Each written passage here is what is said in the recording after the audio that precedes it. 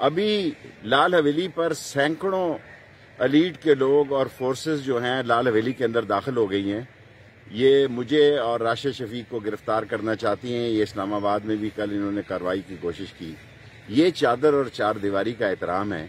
ہم کسی توڑ پھوڑ میں نہ شریک ہیں. ہم سیاست امن سے کرتے ہیں، اصول سے کرتے ہیں، دیانتداری سے کرتے ہیں. لیکن یہ بد نصیبی ہے کہ حالات کو جان بوجھ کر خراب کیا جا رہا ہے، اور ان کی خواہش ہے کہ ہم وہ کام کریں، وہ بات کریں جس سے کہ قومی نقصان ہو. ہم مر جائیں گے، کبھی قومی نقصان نہیں کریں گے.